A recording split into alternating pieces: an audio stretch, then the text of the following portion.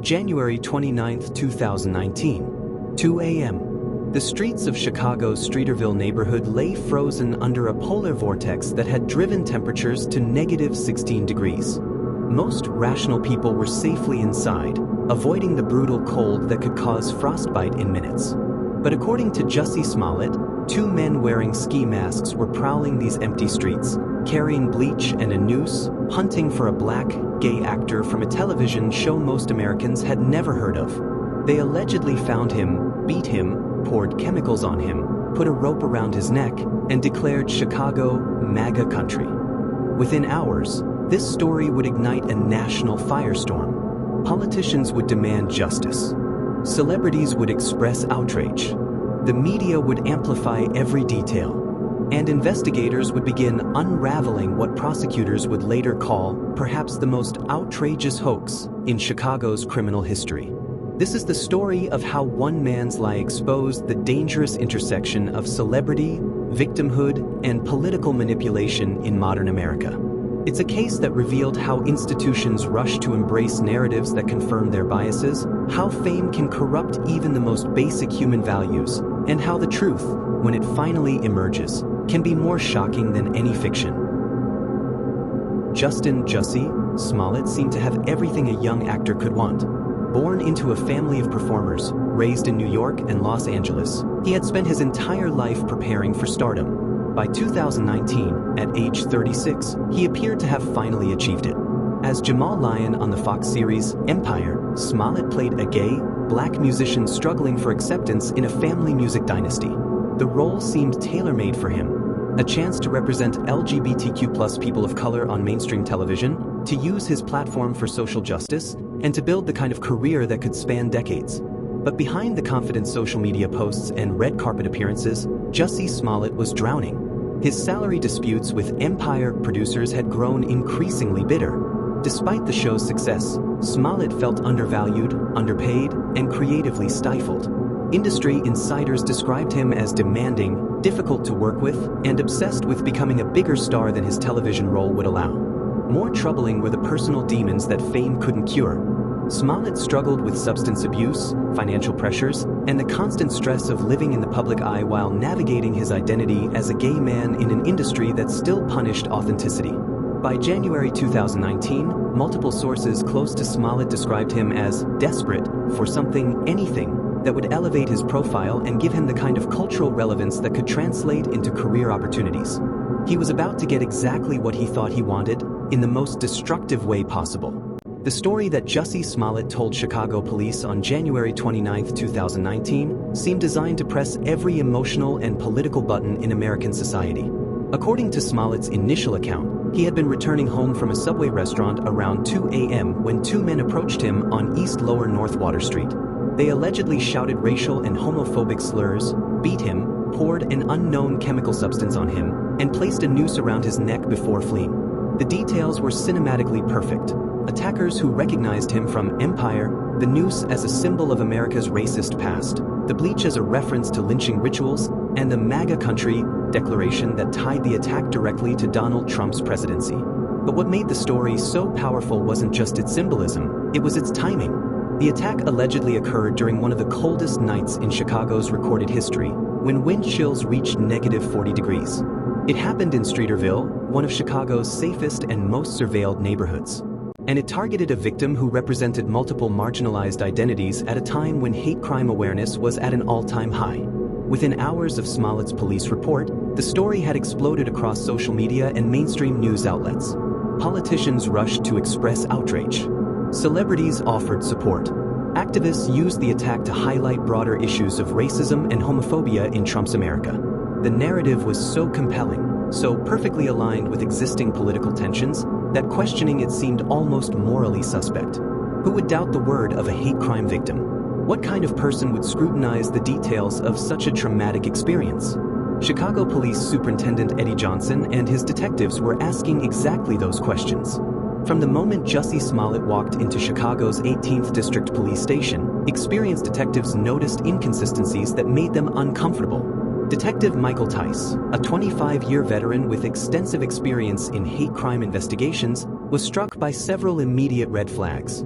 Smollett appeared remarkably composed for someone who had allegedly suffered a brutal racist and homophobic attack just hours earlier. His injuries were minor, a small cut under his eye and some bruising, hardly consistent with the savage beating he described. Most troubling was Smollett's behavior during the interview. He seemed more concerned with controlling the narrative than providing information that might help catch his attackers. He refused to turn over his cell phone, claiming privacy concerns, and became defensive when detectives asked for clarification about timeline and location details. But the Chicago Police Department faced enormous pressure to treat Smollett's case with sensitivity and urgency. The story had already gone national, with everyone from presidential candidates to Hollywood celebrities demanding justice. Any appearance of skepticism towards Smollett's account would be interpreted as evidence of police bias against minority victims. Detective Commander Edward Wadnicki made the decision to assign 24 detectives to the case, an unprecedented allocation of resources that reflected both the case's high profile and the department's desire to avoid accusations of inadequate investigation. What those detectives discovered over the following weeks would expose not just Smollett's deception, but the dangerous eagerness of institutions to embrace stories that confirm their existing beliefs. The first major break came from the city's surveillance camera network. Chicago has one of the most comprehensive camera systems in the United States, with thousands of cameras covering nearly every block of the downtown area. If two attackers had stalked and assaulted Smollett in Streeterville, the cameras would have captured them. They captured nothing. Hours of footage from dozens of cameras showed Smollett walking alone through empty streets. No attackers appeared. No chase occurred. No assault took place where Smollett claimed it had happened. But rather than immediately confronting Smollett with this evidence, detectives continued their investigation, hoping to understand what had really occurred that night. On February 13, 2019, Chicago police arrested two Nigerian brothers, Olabinjo and Abimbola Osundaro, at O'Hare International Airport as they returned from a trip to Nigeria. The brothers, who worked as extras on Empire and knew Smollett personally, had been identified through surveillance footage and cell phone records. Initially, police suspected the Osundaro brothers were Smollett's attackers. But within hours of their arrest, the case took a dramatic turn that would expose the most elaborate hoax in Chicago's criminal history. Under questioning, the brothers revealed that there had been no attack at all. Instead, they claimed Jussie Smollett had paid them $3,500 to stage the entire incident. They provided investigators with receipts for items allegedly used in the hoax, rope purchased from an Ace hardware store, ski masks, gloves, and other materials. The brothers' account was devastatingly detailed. They described multiple planning meetings with Smollett, rehearsals of the fake attack, and specific instructions about what to say and do. They claimed Smollett had given them lines to shout during the staged assault, including the MAGA country declaration that had become central to the story's political significance. Most damning was their explanation for why Smollett had orchestrated the hoax. According to the brothers, Smollett was frustrated with his salary and treatment on Empire and believed that becoming the victim of a high-profile hate crime would generate sympathy and leverage in contract negotiations. The brothers provided phone records, text messages, and financial documents that supported their version of events.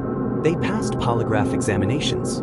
They agreed to cooperate fully with the investigation and testified before a grand jury. But even as evidence mounted against Smollett, the case was about to take another shocking turn that would expose corruption within Chicago's justice system itself. On March 26, 2019, Cook County State's Attorney Kim Foxx's office made an announcement that stunned law enforcement officials and legal experts across the country. All charges against Jussie Smollett were being dropped in exchange for his agreement to forfeit his $10,000 bond and complete community service. The decision came without warning to Chicago police, who had spent weeks building what they considered an airtight case against Smollett. Superintendent Eddie Johnson learned about the dropped charges from news reports, not from prosecutors who had supposedly been working with his department. What followed was an unprecedented public confrontation between Chicago's police and prosecutors. Johnson called the decision a whitewash of justice and accused Foxx's office of prioritizing political considerations over legal evidence. He revealed that detectives had uncovered extensive evidence of Smollett's deception, including the $3,500 check payment to the Osundaro brothers. But the corruption ran deeper than a single prosecutorial decision. Investigation into Foxx's handling of the case revealed that she had been contacted by Tina Chen, former chief of staff to Michelle Obama, who had received requests from Smollett's family to intervene in the case. Foxx had then attempted to transfer the case to the FBI, suggesting she wanted to remove it from local jurisdiction. When that effort failed, Fox claimed to have recused herself from the case due to her communications with Smollett's family. But she continued to receive updates and provide guidance to her staff, making her recusal largely meaningless. The Illinois Attorney General's office and a special prosecutor would later find that Fox's office had mishandled the case at every level, prioritizing political connections over legal evidence and public safety. The cover-up had failed, but not before it revealed how deeply corruption could penetrate the justice system when celebrities and political influence intersected with criminal cases. In February 2020, Special Prosecutor Dan Webb was appointed to review the Smollett case and determine whether charges should be refiled. What Webb discovered was a conspiracy that went far beyond a simple hoax. The evidence against Smollett was overwhelming. Phone records showed he had been in contact with the Osendero brothers for weeks before the alleged attack, discussing planning and logistics. Surveillance footage captured him conducting reconnaissance of the area where the fake attack would occur. Financial records showed the payment to the brothers, disguised as compensation for fitness training. Most devastating was evidence that Smollett had sent himself a threatening letter containing white powder and a drawing of a stick figure hanging from a noose. The letter, mailed to the Empire, set 1 week before the alleged attack, was apparently intended to establish a pattern of threats that would make the subsequent assault seem more credible. FBI analysis of the letter revealed that Smollett had handled it extensively before its supposed delivery, and that the white powder was aspirin that could be purchased at any pharmacy. The letter represented a federal crime, mail fraud and making terroristic threats, that could have resulted in decades in prison. But federal prosecutors declined to pursue charges, another decision that suggested institutional reluctance to fully confront Smollett's deception. On February 11, 2020, Webb announced that Smollett would face 6 counts of disorderly conduct for filing false police reports. The charges carried potential prison sentences and fines that reflected the seriousness of his deception and its impact on Chicago's law enforcement resources. But the legal reckoning was only beginning. Jussie Smollett's trial began on November 29, 2021, nearly 3 years after his initial police report. Throughout the intervening period, Smollett had maintained his innocence, insisting that he had been the victim of a real attack and that the evidence against him was fabricated by racist police officers. The trial revealed the full scope of Smollett's deception in excruciating detail. The Osendero brothers testified about their planning meetings with Smollett, their rehearsals of the fake attack, and their specific instructions to avoid seriously injuring him while making the assault appear real. Phone records showed that Smollett had called Abimbola Osendero immediately before and after the alleged attack, directing him to the location and coordinating the timing. Surveillance footage captured the brothers purchasing the rope and other materials used in the hoax at Smollett's direction. Most damaging was testimony about Smollett's motivation. Witnesses described his frustration with his empire, salary, his desperate desire for greater fame, and his belief that becoming a hate crime victim would generate sympathy and career opportunities. The prosecution's case was methodical, devastating, and supported by overwhelming physical evidence. But Smollett's defense team attempted to portray him as the victim of a conspiracy between the Osendero brothers and racist Chicago police officers.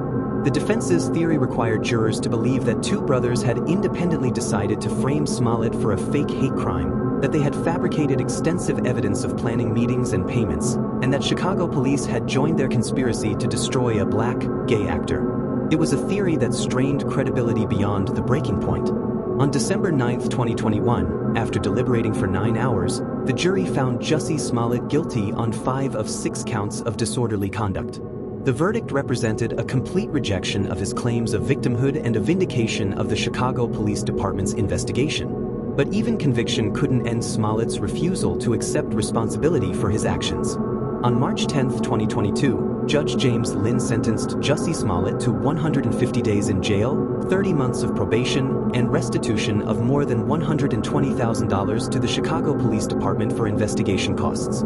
The sentence was lighter than many observers expected, but Judge Lynn's comments during sentencing were devastating.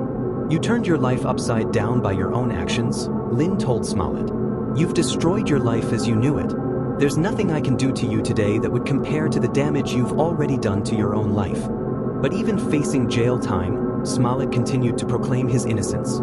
As he was led away in handcuffs, he shouted, "I am not suicidal. If anything happens to me when I go in there, I did not do it to myself." The outburst revealed the depth of Smollett's self-delusion and his continued belief that he was the victim of a conspiracy rather than the architect of an elaborate hoax. Smollett served only 6 days in jail before being released pending appeal, but the damage to his reputation and career was irreversible.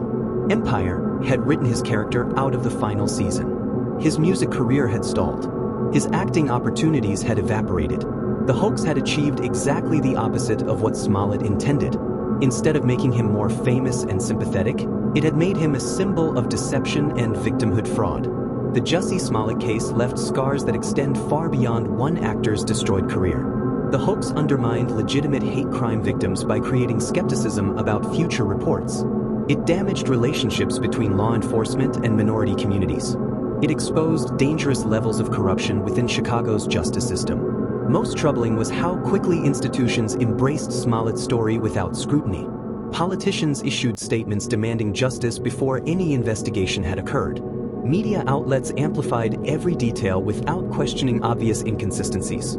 Celebrities and activists used the case to advance political narratives without waiting for evidence.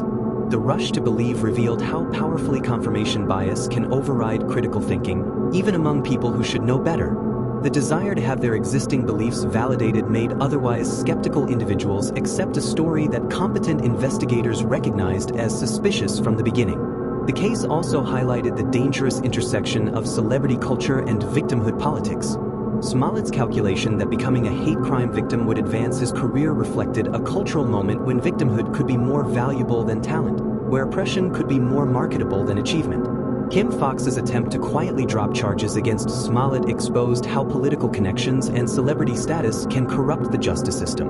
Her communications with Michelle Obama's former chief of staff revealed networks of influence that operate behind the scenes, shaping prosecutorial decisions based on politics rather than evidence. The special prosecutor's investigation found that Foxx's office had engaged in substantial abuses of discretion and had prioritized irrelevant factors over legal evidence. But Foxx was re-elected as state's attorney, suggesting that voters were more concerned with her progressive politics than her ethical failures. Today, Jussie Smollett remains a cautionary tale about the dangers of fake victimhood, institutional corruption, and the willingness of powerful people to abandon truth when it conflicts with their political interests. The 2 Nigerian brothers who participated in his hoax have largely returned to anonymity, their cooperation with investigators having protected them from serious criminal charges. They remain symbols of how ordinary people can be drawn into elaborate deceptions by celebrities who view them as disposable props in their personal dramas. The Chicago Police Department's investigation stands as one of the most thorough and professional hate crime investigations in the city's history. Despite facing enormous political pressure to accept Smollett's story, detectives followed evidence wherever it led and built an airtight case that ultimately secured convictions. But the case also revealed how vulnerable law enforcement can be to political manipulation and media pressure. The initial reluctance to question Smollett's account, despite obvious red flags, showed how contemporary attitudes about victimhood can compromise basic investigative principles. The hoax that was supposed to advance Jussie Smollett's career instead destroyed it, exposed corruption in Chicago's justice system, and created lasting damage to legitimate hate crime victims. It stands as a monument to the dangers of a culture that values narratives over truth, identity over evidence, and politics over justice. In the end, the most shocking aspect of the Jussie Smollett case wasn't the hoax itself. It was how many powerful institutions were willing to participate in it, how quickly they abandoned critical thinking when presented with a story that confirmed their biases, and how difficult it became to hold anyone accountable when the deception was finally exposed. The truth eventually emerged, as it usually does. But the damage to public trust, institutional credibility, and legitimate victims of hate crimes will linger for generations.